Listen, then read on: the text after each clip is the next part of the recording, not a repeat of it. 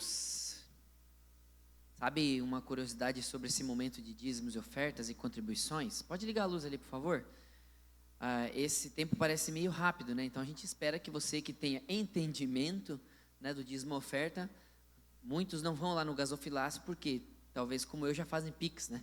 Já faz o Pix direto, já deixa ali, mas também ainda tem as pessoas que gostam de ali colocar suas contribuições ali, né, naquela caixa ali, para podermos continuar a estar aqui neste lugar e também cada vez mais procurarmos melhorar o lugar onde nós estamos e sonhar com um lugar maior, com outros ambientes, que é o que nós temos sonhado, né? Vocês têm visto que tem a mesa de ping-pong ali agora, porque a gente quer que aqui seja um lugar onde talvez você venha antes com a tua família, converse com alguns irmãos, tenha um cafezinho, tenha um sofá. Então a gente está sonhando com isso e trabalhando para isso, né? Não sei se você notou, mas começar a dar uma renovada na nossa fachada, né? E no estacionamento ali. E nós queremos que isso é só o começo. Se você deseja ajudar em algo mais, não se acanhe em vir falar conosco, né, pastora? Tem gente que fala assim: pastor, eu vi que a porta ali do trinco está quebrado, posso arrumar? Eu vou dizer: irmão, por favor, irmão, eu compro o trinco, compro o que precisar para você. Você está disposto ali a arrumar? Ó, casa é sua, irmão. Sabe fazer o serviço? Né, Ricardo? Tem que saber fazer o serviço. Sabe fazer? Está disposto? Vem, irmão, melhor. A casa é nossa e nós queremos melhorar cada vez mais. Então, se sinta em casa, mas principalmente, sonhe conosco, né? Porque isso aqui vai virar o que nós sonharmos juntos e trabalharmos juntos. Amém? Nós estamos numa série de palavras aqui na igreja. Quero ver se você lembra o nome da série. Qual é? Não vale, deixar a cola aqui. É tudo sobre Ele. Esta série ela é baseada na Bíblia, obviamente, a palavra de Deus, mas porque o nosso presidente nacional, pastor Nini Guerck, ele escreveu um livro quando ele completou 30 anos de ministério. Estando ministério pastoral na igreja, ajudando, servindo 30 anos, né, de ministério. Então ele escreveu este livro. Não é sobre você, é tudo sobre Ele. Este livro aqui, se você quiser adquirir, vem falar conosco aqui no final. Mas aqui ele conta um pouco da sua história, um pouco da história da igreja e também o que a gente tem repetido muito aqui. Ele começa dizendo aqui que a sociedade está muito focada em si, né? O egocentrismo, tudo para ela. E no final das contas, né? Se você lê a Bíblia, se você estuda a Bíblia, você vai ver que na verdade é tudo sobre Ele. Então, aqui nós temos um livro que nós indicamos e conhecemos a fonte, conhecemos o autor e a vida da pessoa, né? E esta série, gente, está sendo passada nacionalmente. Então, todas as nossas igrejas, a Verdade que Liberta, apelido igreja, estão passando no tempo que acharem melhor. Nós já começamos agora, uns vão fazer mais para frente, né? Mas todos nós estamos caminhando numa mesma linha. E nós começamos a primeira palavra da série falando sobre vivendo como filhos. Como é que foi os hubs da semana? Eu vi umas fotos lindas, o pessoal nas casas compartilhando a palavra. A gente sempre procura fazer perguntas que facilitem a conversa. É um momento de comunhão nas casas. Então, se você não vai nas casas, gente, no hub, aproveita. Vem aqui na quarta-feira no Super Hub e a gente mistura todo mundo aqui, só para você ver aqui de propósito, falar: nossa, que legal, quero ir na casa do irmão na próxima vez. Isso é de propósito.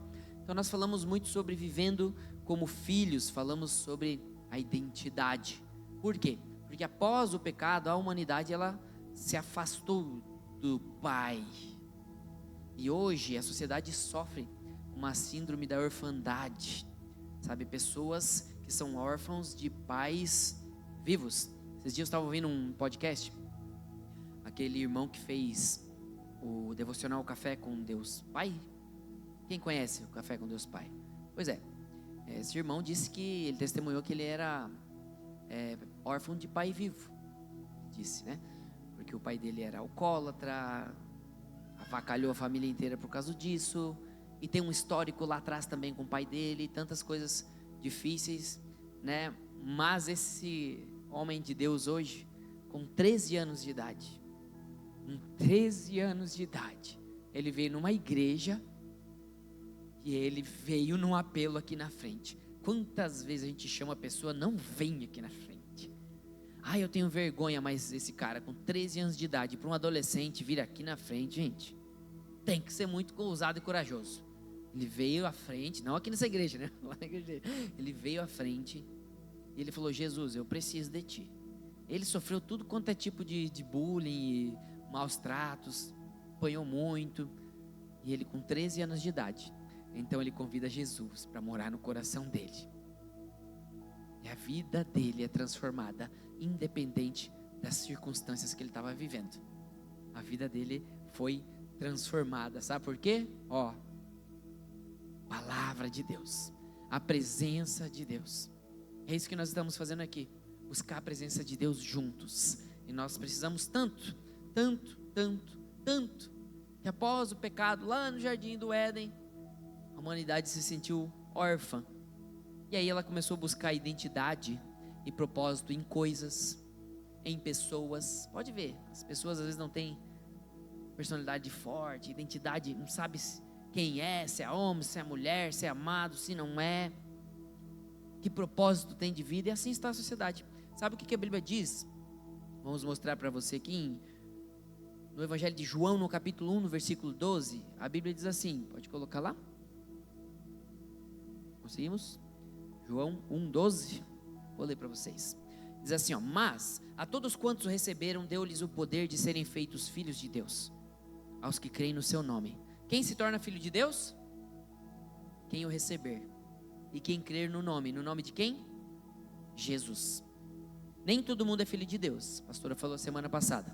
Todos são criaturas de Deus, mas filho mesmo é quem reconhece o Filho de Deus, quem crê nele, quem o recebe. Esses são filhos que fazem parte da família. Quem não recebe o filho não recebe o pai. Se você não recebe o filho, deixa eu te dizer, você não faz parte da família de Deus. Você está fazendo parte da família do mundo.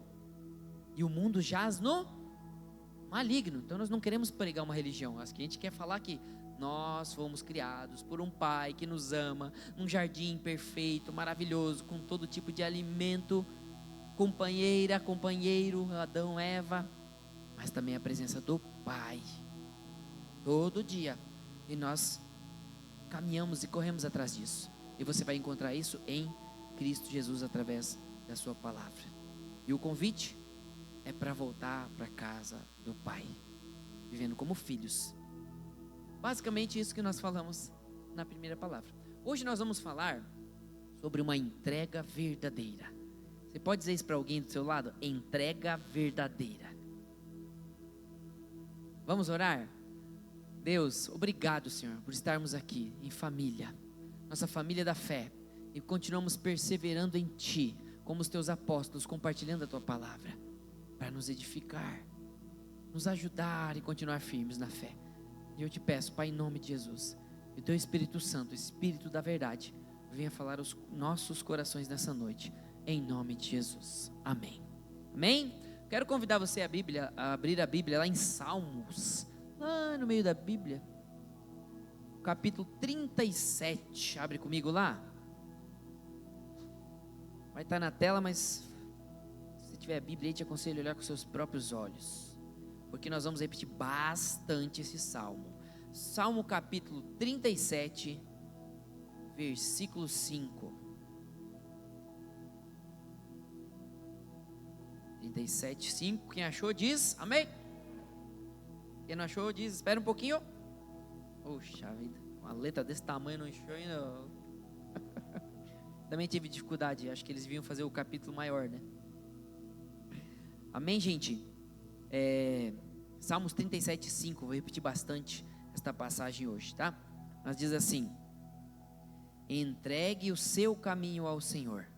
Isso é uma parte. A outra parte é: confie nele.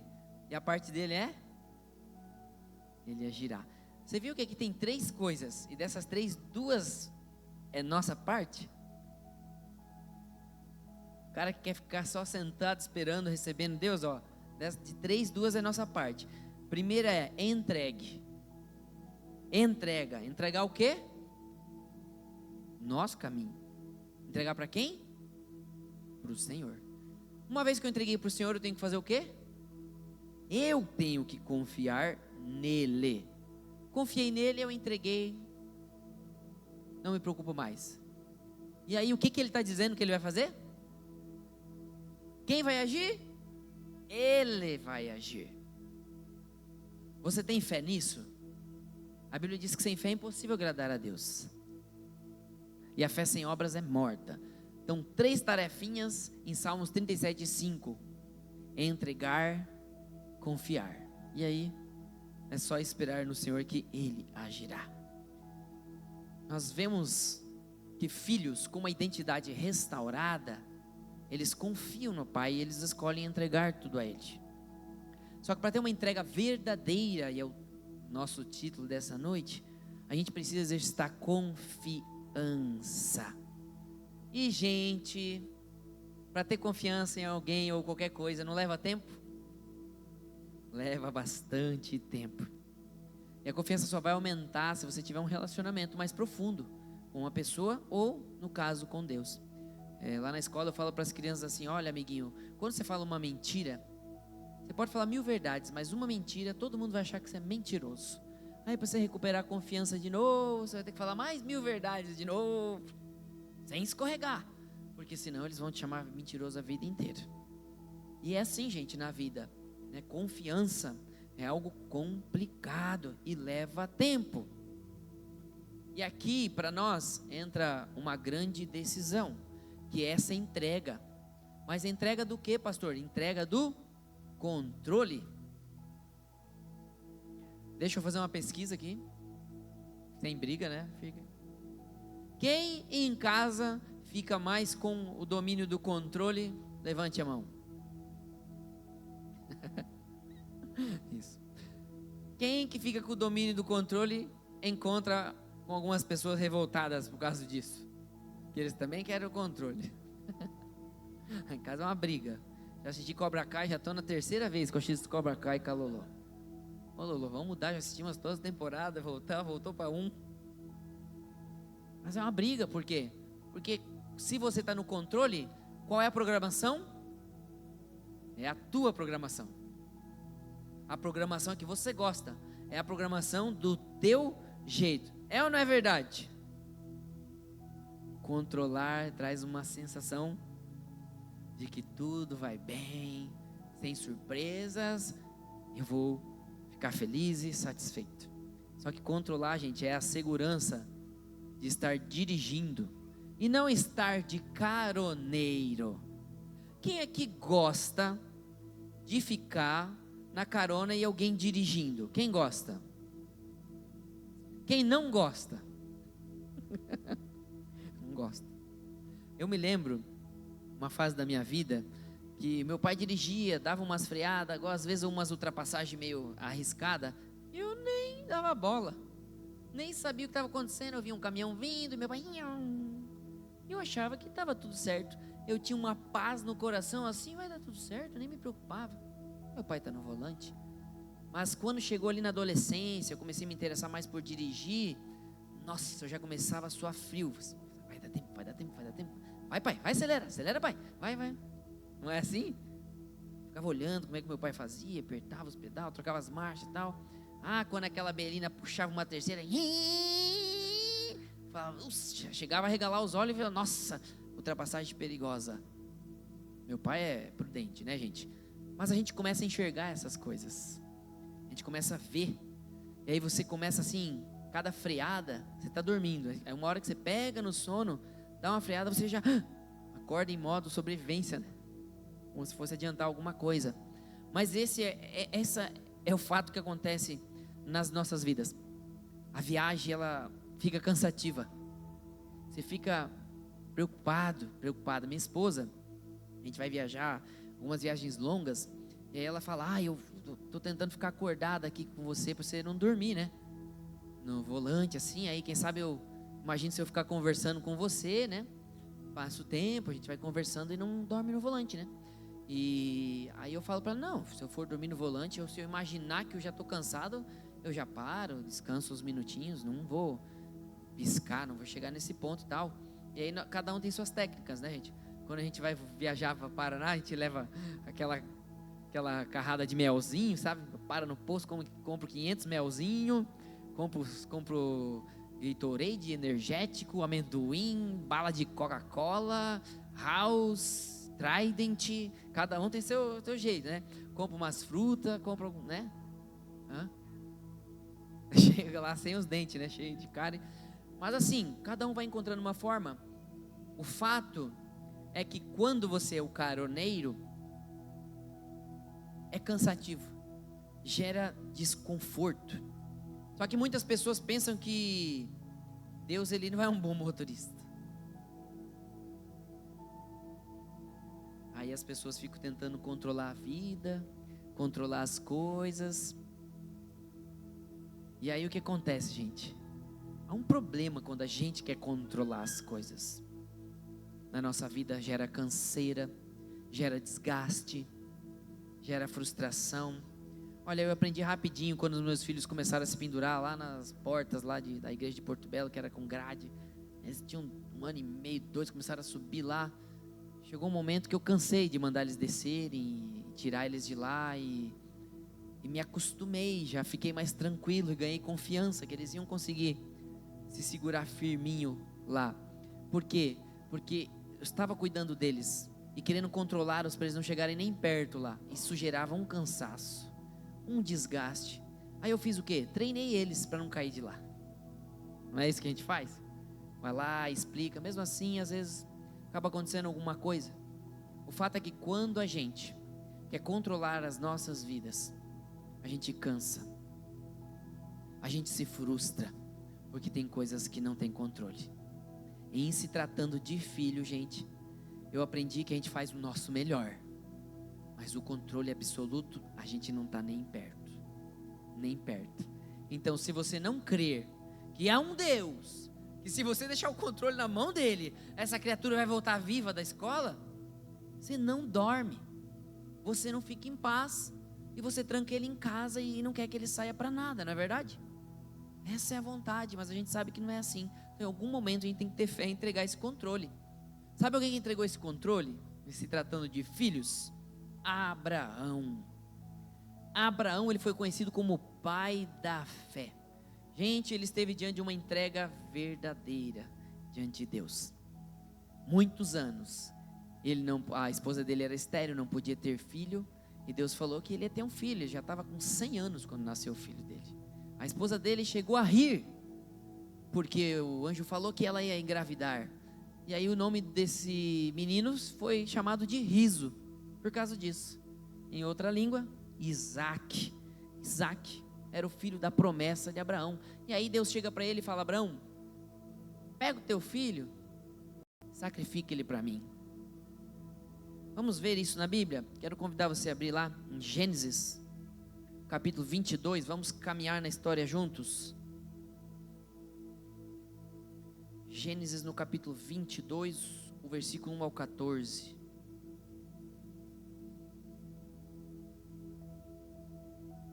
Primeiro livro da Bíblia. E olha o que acontece então aqui. Passando algum tempo, Deus pôs Abraão à prova, dizendo-lhe: Abraão. Ele respondeu: eis-me aqui. Então disse Deus: tome seu filho, seu único filho Isaque, a quem você ama, e vá para a região de Moriá. Sacrifique-o ali como holocausto num dos montes que lhe indicarei. Na manhã seguinte, Abraão levantou-se e preparou o seu jumento. Você não vê a Bíblia dizendo que Abraão ficou reclamando e insistindo pela vida do seu filho, mas e nem contou para a esposa o que dissestes. Senão a mãe não ia deixar. Mas com certeza ele pensou, né, gente? De humano. Levou consigo 2 dos seus servos, Isaque seu filho. Depois de cortar lenha para o holocausto, partiu em direção ao lugar que Deus lhe havia indicado. No 3º dia de viagem, pensa, Abraão ficou 3 dias sabendo que ia sacrificar seu filho, o filho da promessa. Abraão olhou e viu o lugar ao longe. Disse ele aos servos: fiquem aqui com o jumento, enquanto eu e o rapaz vamos até lá. Depois de adorar a Deus, voltaremos. Abraão pegou a lenha para o holocausto e a colocou nos ombros de seu filho Isaque. E ele mesmo levou as brasas para o fogo e a faca. E caminhando os dois juntos, Isaque disse ao seu pai: meu pai. Sim, meu filho, respondeu Abraão. As brasas e a lenha estão aqui, mas onde está o cordeiro para o holocausto? E Abraão respondeu: Deus mesmo há de prover o cordeiro para o holocausto, meu filho. E os dois continuaram a caminhar juntos. Você imagina aqui o que passou pela cabeça desse pai Abraão? 3 dias caminhando com esse filho, e nessa reta final, já com a madeira, com as brasas, com a faca. Versículo 9: quando chegaram ao lugar que Deus lhe havia indicado, Abraão construiu um altar, e sobre ele arrumou a lenha, amarrou seu filho Isaque, e o colocou sobre o altar, em cima da lenha. Então estendeu a mão, e pegou a faca para sacrificar seu filho. Mas o anjo do Senhor o chamou do céu: Abraão, Abraão. Eis-me aqui, respondeu ele. Eis-me aqui.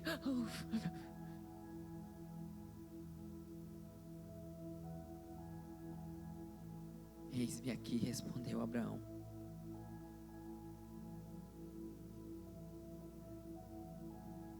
Não toque no rapaz, disse o anjo. Não lhe faça nada. Agora eu sei que você teme a Deus, porque não me negou o seu filho, o seu único filho. Abraão ergueu os olhos e viu um carneiro preso pelos chifres num arbusto. Foi lá pegá-lo e o sacrificou como holocausto em lugar de seu filho. Abraão deu àquele lugar o nome de O Senhor Proverá. Por isso até hoje se diz: no monte do Senhor se proverá. Abraão, ele confiava em Deus. Só que foi uma confiança construída ao longo dos anos, tendo um relacionamento com Deus. E Abraão entregou sem titubear o seu melhor para Deus. Sabe uma forma de eu e você nos aprofundarmos no relacionamento com Deus? A sua palavra. Não é ler a Bíblia porque você tem que preencher 3 capítulos lá na sua leitura bíblica. Se precisar ficar lendo 1 por dia, mas ficar em cima daquele meditando, fique. Leia porque você quer entender a Deus. Você quer ouvi-lo através da sua palavra e Ele vai falar com você. Leia porque você quer buscar um relacionamento profundo com esse Deus a quem você quer confiar o teu melhor. Muitas vezes as pessoas, elas relutam em entregar as coisas para Deus. Aquilo que precisam. Só que isso, gente, gera um profundo cansaço. Ficar teimando: não quero entregar, não quero entregar, não quero entregar. Você cansa. Mas eu quero te dizer hoje que existe uma forma melhor de viver a sua vida. E a palavra é: ouse entregar. Diga isso para alguém, por favor. Ouse entregar. A minha pergunta para você é: o que você precisa entregar para Deus? Pensa um pouquinho. Tem coisas que parece que Deus já está pedindo para a gente. E o que você está esperando para entregar para Ele?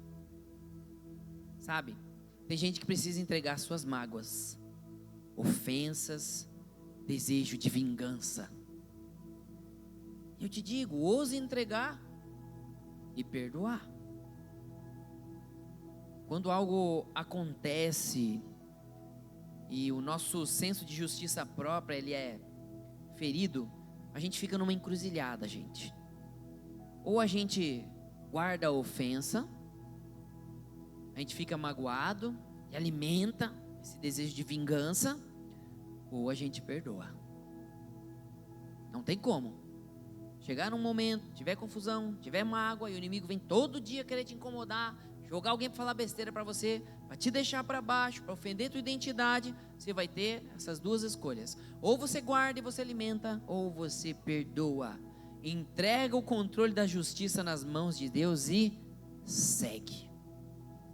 Sabe, Caim, quando ele matou Abel, lá em Gênesis, no capítulo 4, do versículo 1 ao 16, se você quiser ler essa história, está lá, Gênesis 4, 1 ao 16. Quando Caim, ele matou Abel, ele estava fazendo justiça com as próprias mãos. Sabe quem Caim queria acertar mesmo? Não era o Abel. Quem era? Era Deus. Caim queria acertar Deus, queria tocar em Deus, mas como ele não podia, ele foi lá e tocou no seu irmão Abel, porque ele queria tocar o coração do pai. E ai, quem tem filho sabe, e quando mexe com os teus filhos, toca o coração, não é verdade? Toca o teu coração. Mas Caim, ele alimentou ofensa. Ele alimentou ofensa. Esse foi o pecado de Caim, se sentir ofendido. Ele podia ter dito: olha, poxa, o que eu fiz de errado? Eu entreguei uma oferta, Deus não quis. Sabe por que Deus não quis? Porque Caim não deu o seu melhor para Deus. Ele não entregou o seu melhor. Ele deu algo da parte das coisas que ele fez, uma das coisas, mas ele não veio trazer suas primícias, diferente de Abel. Abel fez as coisas lá, ele era pastor de ovelhas, ele falou: aqui está a minha primícia, Senhor, estou entregando para ti. Não, Caim foi lá e só pegou. Foi a maneira e como Caim ofertou a Deus, e o coração de Caim, Deus conhece, e o coração de Caim ficou ofendido, e coisas ruins aconteceram com ele. Também tem outra pessoa na Bíblia, chamada Jefté. Esse aqui me choca muito, por quê? Jefté, ele foi rejeitado pelos seus irmãos, ele foi expulso da sua cidade, e aí ele alimentou uma ofensa no seu coração, alimentou uma mágoa, ele não matou ninguém, mas ele não via a hora de dar o troco, só que esse troco custou caro. Quero convidar você a ver aqui, dá para colocar aqui, Juízes 11, capítulo 11, versículo 30, acompanha comigo aqui, mas se quiser ver na tua Bíblia aí, olha o que aconteceu com Jefté, capítulo 11, versículo 30, Jefté fez este voto ao Senhor: se entregardes os amonitas nas minhas mãos, aquele que vier saindo da porta da minha casa ao meu encontro, quando eu retornar da vitória sobre os amonitas, será do Senhor, e eu o oferecerei em holocausto. Essa foi a promessa de Jefté.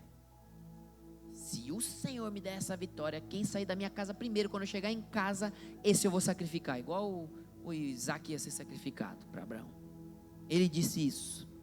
E aí sabe o que a Bíblia diz ali nos versículos 32 e 33? Que Deus deu a vitória para ele. E aí o versículo 34 diz assim: quando Jefté chegou à sua casa em Mispá, sua filha saiu ao seu encontro, dançando ao som de tamborins, e ela era filha única, e não tinha outro filho ou filha. Quando a viu, rasgou as suas vestes e gritou: ah, minha filha, estou angustiado e desesperado por tua causa, pois fiz ao Senhor um voto que não posso quebrar. Aí você pode continuar lendo a história. É bem triste para um pai, mas sabe por que isso aconteceu? Gente, a morte para Deus é uma promoção. A gente não entende isso. Se você for para o lado da justiça própria, você vai falar: nossa Deus, para que fazer isso? A menina não tinha nada a ver com isso. Isso é justiça própria. Se você ficar às vezes 100 anos aqui na terra, sofrendo, lutando, trabalhando, fazendo as coisas, e Deus olhar e falar assim: ei, eu tenho eternidade para você, sem dor, na glória e tudo, você vai dizer: eu quero a eternidade, deixa esses 100 anos da vida aqui e vou para lá. Se você acredita no céu, se você quer a eternidade, então não dá para querer olhar para Deus e julgar Deus.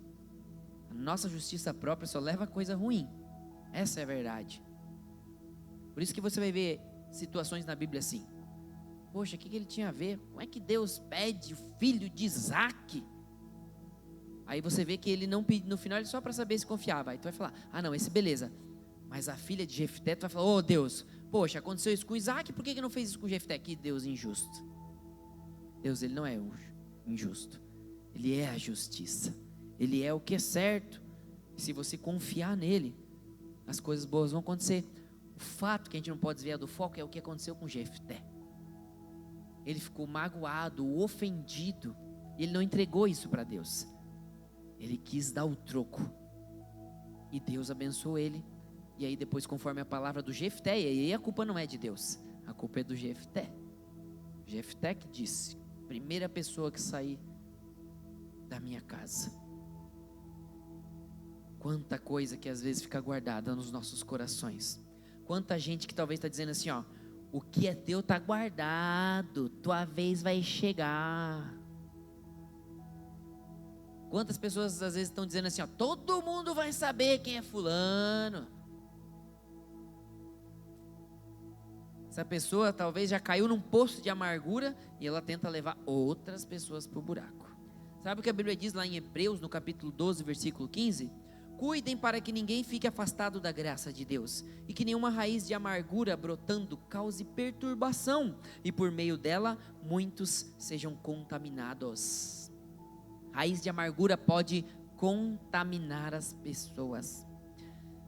Você não pode deixar de avisar a pessoa aí do seu lado. Diga para ela: ei, raiz da amargura pode contaminar as pessoas.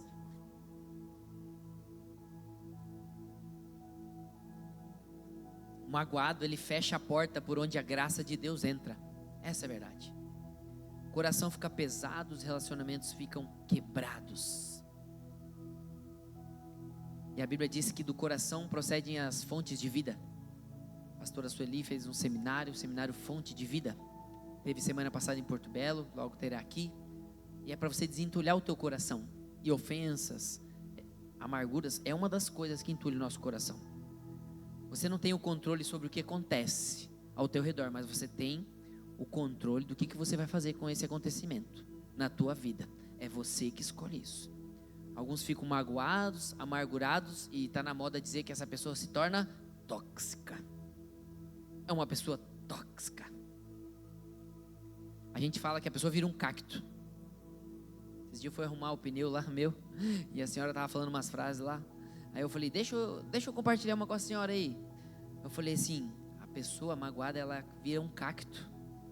E aí todo mundo que se aproxima dela acaba ferindo essa pessoa, porque o ferido, ele fere. E às vezes ele nem quer, mas ele está tão ferido que as pessoas chegam para abraçar ele, ele já espeta a pessoa, machuca a pessoa. O ferido fere. Corações entulhados. Você já viu aquela pessoa que era doce, só que ela sofreu alguma coisa e ela ficou ácida, cruel, insensível? O pastor e eu conhecemos uma mulher super doce, um poço de açúcar, muito gente boa, querida. E ela sofreu muitas coisas, mas chegou uma hora que ela falou assim: chega, minha justiça própria. E ela começou a agir com justiça própria. Começou a tratar a gente estranho, todo mundo estranho. E isso é estranho quando uma pessoa é assim, muda muito, né? E ela começou a se alimentar dessa amargura, gente. Ela não entregou para Deus. E ela começou a virar do avesso. Tanto que as pessoas que ela criticava começaram a virar bonzinhas, e ela acabou virando a má da história. As pessoas que ela criticava, mudaram, cresceram. E ela que tinha razão de, poxa, eles me ofenderam, mas ela comprou essa ofensa para ela não entregou para Deus. Ela foi transformada. Cada um fez o que queria com aquilo que recebeu na sua vida, e assim é para nós hoje. A nossa entrega tem que ser verdadeira para que essas coisas não aconteçam. E hoje nós estamos diante desse desafio. Entregas verdadeiras. Já vai preparando teu coração aí para daqui a pouco ter a oportunidade de dizer: Deus, eu quero entregar isso. Igual aquele adolescente de 13 anos, eu vou vir aqui na frente. Vou vir aqui, ninguém vai pedir qual é o teu pecado. Ninguém vai pedir o que você quer entregar. É um ato. É só um ato. Sabe, de sair do lugar e dizer: Deus, eu estou aqui, Senhor. Você pode ficar sentado e orar, não tem problema. Mas o fato de se levantar, de se expor, de chegar aqui e falar: Deus, eu quero, diante desses irmãos, juntos, quero buscar a tua presença. Hebreus no capítulo 10, versículo 30, a Bíblia diz: pois conhecemos aquele que me disse: a mim pertence a vingança, eu retribuirei, e outra vez o Senhor julgará o seu povo. A gente tem que falar assim: o Senhor é o meu juiz, o Senhor é o meu juiz. O que você está passando talvez? Sabe, eu tenho um processo que a minha casa entortou, e já faz muitos anos, E a gente foi atrás e continua indo atrás do jeito que dá. Só que assim, o que nos traz paz é que o Senhor é o meu juiz. Mesmo que eu perca, a minha casa fique torta, o Senhor é o meu juiz. Eu sei que a minha casa no céu está reta, isso é o mais importante, né, velho? Eu sei que eu estou plantando, o céu está reto, está em dia. Não cresce mato lá, as ruas são de ouro, lá está garantido. Mas eu entreguei para Deus, eu vou atrás, eu faço o que eu tenho que fazer. Mas a minha paz a pessoa não tira mais. Não tira, eu falei, não, essa pessoa não vai ver um dia eu fazendo cara feia para ela. E nesses mais de 10 anos, eu cumprimento toda vez que eu vejo essa pessoa. Nunca fiz cara feia, mas por dentro eu estou, o Senhor é o meu juiz. Eu não estou assim, ó, tu vai ver, espera que o fogo do inferno se aproxima. Eu não fico falando isso no meu coração. Eu até orei para essa pessoa ser abençoada. Deus abençoa essa pessoa, para que ela prospere e pague o que me deve, né? Mas não guardei, porque senão, gente, se a gente guarda, a gente, o ofendido, é o que mais sofre. E quando alguém não perdoa, é porque está mantendo viva a ofensa. Essa é a verdade. É chato, mas essa é a verdade. Se você não perdoa alguma situação, pode ver, ela está aqui no teu coração. É tipo você carregando um cadáver nas costas. Está podre, está fedido, mas você continua carregando ele a vida inteira, até você falar, perdoa o Senhor, pronto, aí você se livra disso. É uma tortura viver assim. Então, controlar o cultivo dessa dor, crendo que no tempo certo tudo vai se resolver, simplesmente tudo vai se resolver, é frustrante, cansativo, igual aquela viagem que você não está no controle. Então, pare de lutar com as suas próprias forças. Pare de lutar com as suas forças. Entrega. Você lembra o que diz Salmo 37:5? Entregue o seu caminho ao Senhor, confie nele e ele agirá. Entregue aquilo que está te afligindo. Mas o que mais você precisa entregar? Será que é o controle da sua língua? Fofoca? Será que é murmuração? Murmuração é falar pelas costas. E isso é um pecado gravíssimo, a murmuração. Será que são mentiras? Você não consegue falar a verdade? Você usa mentira para escapar e se safar? Será que são finanças? Será que são dores na tua alma? Será que são seus sonhos? Você precisa entregar? Talvez a sua família? A Bíblia diz em Salmos 128, do 1 ao 4: como é feliz quem teme o Senhor, quem anda em seus caminhos. Você comerá do fruto do seu trabalho e será feliz e próspero. Sua mulher será como videira frutífera em sua casa, seus filhos serão como brotos de oliveira ao redor da sua mesa. Assim será abençoado o homem que teme ao Senhor. Muitas pessoas querem procurar a felicidade. Só que a felicidade de Deus não é um lugar para você chegar, mas é uma companheira de jornada. A felicidade do Senhor é independente das circunstâncias que você está vivendo na tua vida. Você convida ela para caminhar com você e fala, ei, eu sou feliz porque Jesus morreu por mim, eu sou feliz porque Ele é o meu juiz, eu sou feliz porque eu estava perdido e hoje eu fui achado, eu não sabia qual era a minha identidade e hoje eu sei que eu sou o filho, filha amado de Deus, encontrado pelo Pai. Nós não somos pessoas tristes com momentos de felicidade, somos pessoas felizes com momentos tristes. É como a gente diz, eu não sou mais um santo, um pecador vivendo no pecado, mas agora eu sou um santo que luta contra o pecado. Se você vive hoje lutando contra o pecado, você é santo. Você é um seguidor de Cristo que está tentando se santificar. Quer dizer que você é santo, não quer dizer que você não erra, não quer dizer que não vai ter momentos que você não vai ter tristeza, que vão acontecer coisas ruins. Escolher entregar as situações da sua vida para este mundo, sim, é viver no pecado. E a Bíblia diz que o mundo jaz do maligno.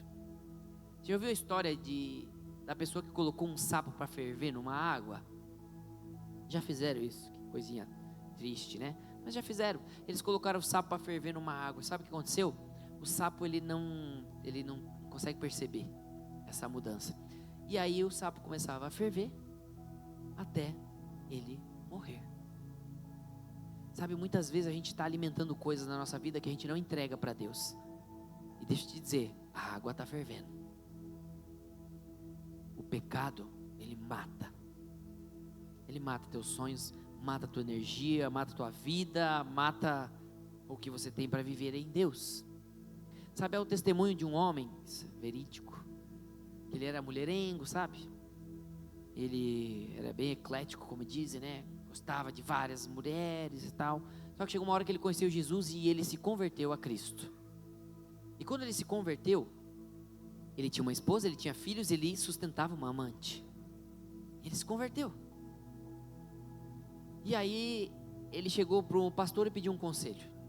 E o pastor dele falou assim: você precisa romper com a sua amante e permanecer com a sua mulher. Mas envolvia muitas coisas, muitos planos que ele tinha para as duas famílias. E assim ele queria continuar vivendo. E até hoje, gente, muitas pessoas vivem dessa forma. Pouco tempo nós soubemos de um caso, não vou ficar falando o nome da pessoa, mas bem conhecido, famoso, uma pessoa que a sua esposa sofreu muito com Covid, sobreviveu, e eles já são 40 anos de casado, né? É daqui, tá, gente? 43 senhores já ali, e eles simplesmente descobriram que ele tinha uma amante, sustentava outra amante, e agora ele quis se separar, e se separou. E eles publicaram isso e falaram: olha, quero que vocês saibam, vocês que nos seguem no Instagram, e aconteceu isso. Meu esposo simplesmente saiu de casa, avisou que tinha uma outra família e nos deixou. Se diziam cristãos, seguidores de Cristo. Estamos aqui para julgar, mas para aprender. É o sapo na água fervendo. O pecado, ele vai te matar se você deixar ele continuar fervendo. Então esse homem pede o conselho para o pastor, e o pastor fala: você precisa romper com a sua amante. Entregar requer ousadia. Esse homem teve muita dificuldade, e às vezes você vai ter dificuldade para fazer algumas entregas que são necessárias na tua vida. Mas ele foi lá, e o pastor foi junto e falou assim: irmão, eu vou ficar no carro com você orando, tá? Aí o irmão foi lá e falou: poxa, não posso voltar, né? O pastor está lá no carro orando, eu tenho que voltar com a missão cumprida. Ele foi para a amante, explicou tudo e rompeu com ela. E começou, dali para frente, procurar a fazer melhor. Talvez você está vivendo algo parecido na tua vida. Talvez você tenha duas famílias aqui. Esse é um momento de você dizer: Deus, eu quero entregar, Senhor. Quero receber Jesus igual a esse homem aqui. E eu quero entregar. Talvez você está precisando romper com algum pecado. Talvez você está precisando romper com a mão no controle. Talvez você precise vir aqui e dizer: Deus, eu quero entregar o controle para você. Eu não sei mais o que fazer. Eu não tenho o poder de controlar. Eu tenho muito medo que os meus filhos saiam na rua. Você vai cuidar dos seus filhos, mas em algumas coisas você vai ter que entregar o controle da sua família. É preciso romper o pecado. Então hoje, rompa com toda a prática de passar os outros para trás. Nos negócios, numa brincadeira, em qualquer coisa, querendo ter vantagem em tudo. Rompa com os palavrões, com as palavras ofensivas. Talvez ficar falando mal dos outros, falar coisa que não deve, que a Bíblia diz que é chocarrice. Talvez de se colocar de juiz nas situações que acontecem. Talvez de ser aquela pessoa que fica apontando o dedo para os outros. Rompa com isso. Ousa entregar as práticas que você ainda está vivendo, mas que não combinam com a nova identidade em Cristo Jesus, que nós falamos na semana passada, de filho e filha. Lembre-se, Salmo 37:5. Entrega o seu caminho ao Senhor, confia nele, e Ele agirá. Nós cremos nessa palavra, eu creio nesta palavra. Deus é fiel e Ele vai agir nas nossas vidas. Não é na força do nosso braço. O caminho é dar para Ele o controle das nossas vidas. Não queira Deus como teu conselheiro. Queira Deus como teu rei. E um rei você serve. Um rei você não questiona. Um rei você obedece. Você se curva à majestade dele. Você deixa ele te governar. Entregue o seu caminho ao Senhor. Confia nele e ele agirá. E para nós concluirmos, se é tudo sobre ele, então é nele que encontraremos a verdadeira recompensa para a verdadeira entrega. E hoje é noite de entrega. Você tem uma oportunidade de dizer: Deus, eu preciso entregar algumas coisas para Ti.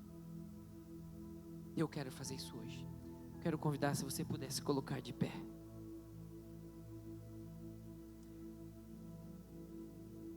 Entregar-se para Deus é confiar que Ele agirá.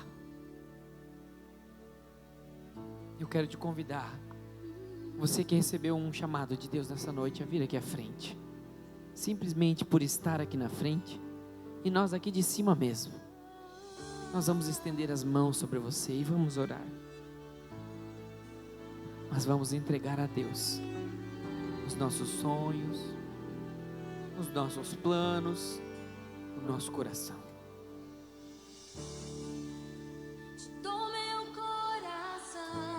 Senhor, estamos aqui, Senhor. Queremos entregar tudo. Queremos entregar o nosso viver a Ti, Senhor.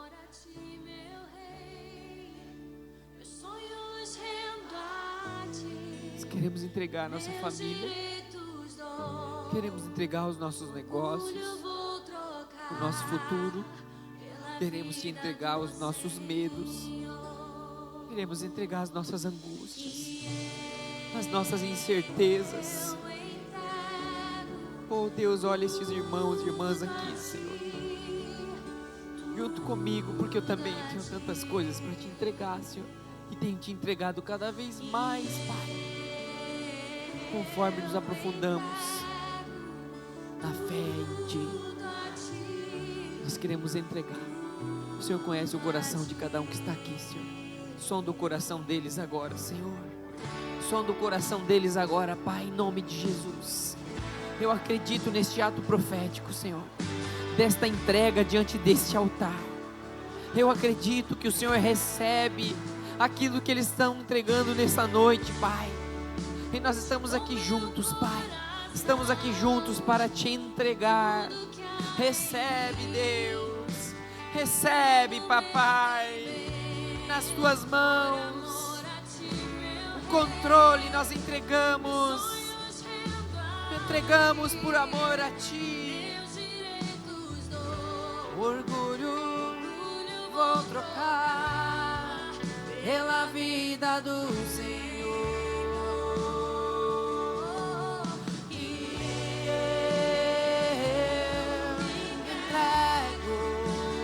Tudo a Ti,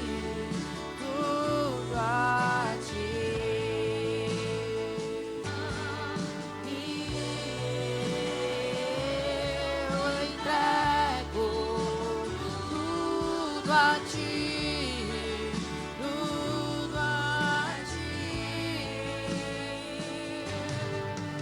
Oh Espírito Santo de Deus, vem agora, Senhor. Vem agora, Senhor, sobre cada irmão e irmã que está aqui agora, Senhor.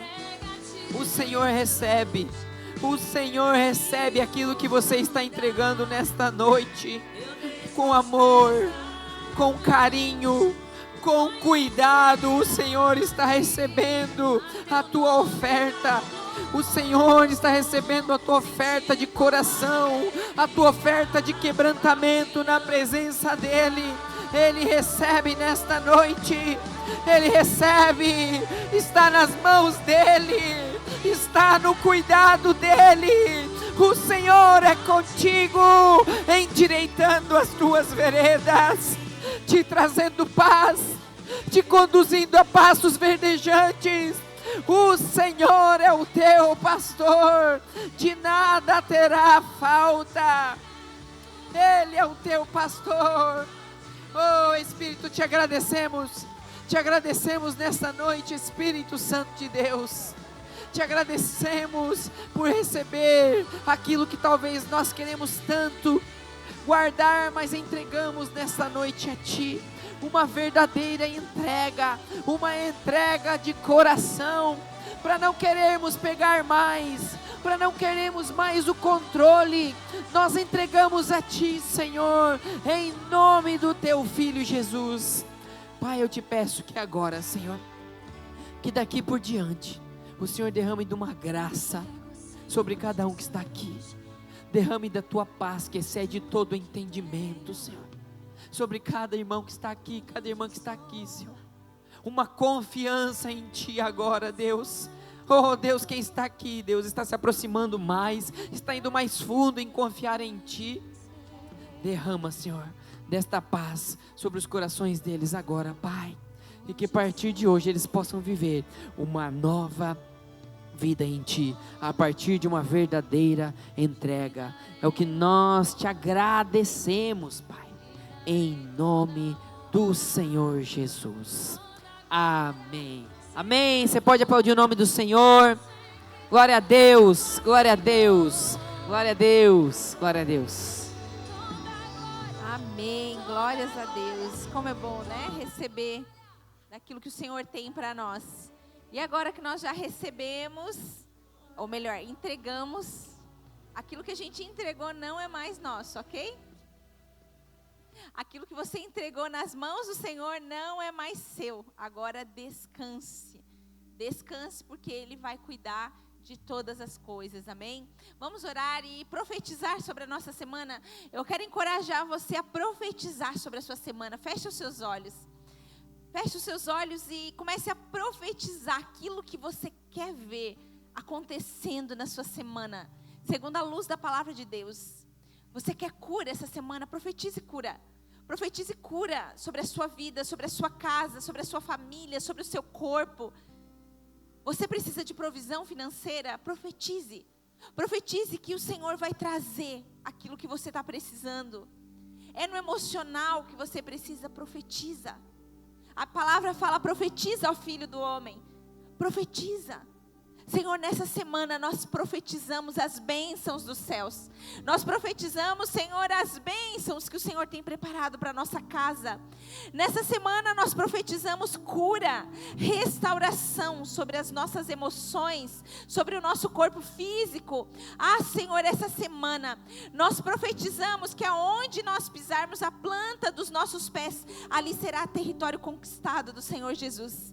Senhor, nós profetizamos que essa semana nós descansaremos no Senhor. Nós descansaremos nos teus braços, Pai. Nos teus braços nós descansaremos a nossa alma. Espírito Santo de Deus, essa semana nós profetizamos que aquelas portas que estão fechadas serão abertas. Nós profetizamos, Pai, que o nosso casamento será ainda mais abençoado. Nós profetizamos numa comunicação, Senhor, numa comunicação santa. Senhor, sobre os nossos filhos, sobre o casamento, sobre os nossos negócios, sobre tudo aquilo que nós fizermos, Senhor, vai ter uma direção clara, um apontamento claro essa semana. Deus, nós declaramos que todas as nossas orações, elas são colocadas diante de Ti nessa hora. E nós entregamos essas orações nas Tuas mãos, confiando que nós estamos contigo, que o Senhor já tem tudo preparado. Tudo está sobre o Teu cuidado. E que essa semana será uma semana diferente. Será uma semana onde a Tua luz vai brilhar mais forte através da nossa vida e de tudo aquilo que nós fizermos, Pai, em nome de Jesus que nós profetizamos. Pai, em nome de Jesus, nós Te agradecemos por esse culto, por essa palavra, por esses momentos que tivemos aqui na Tua presença. Nós Te agradecemos, Espírito Santo de Deus, quando nós sairmos daquela porta, que a Tua presença saia conosco, e que lá fora nós podemos cumprir com os propósitos que o Senhor tem nos chamado, Pai, no nome de Jesus. Amém? Então você abre a sua mão e que o amor de Deus, que a graça do Senhor Jesus e a comunhão com o doce e amado Espírito Santo esteja sobre a sua vida, esteja sobre a sua casa, e tudo aquilo que você fizer, tudo aquilo que você precisa para prosperar essa semana já está nas suas mãos, já está na sua vida, em nome de Jesus. Amém? Até semana que vem, queridos. Não vá embora sem cumprimentar pelo menos 3 pessoas.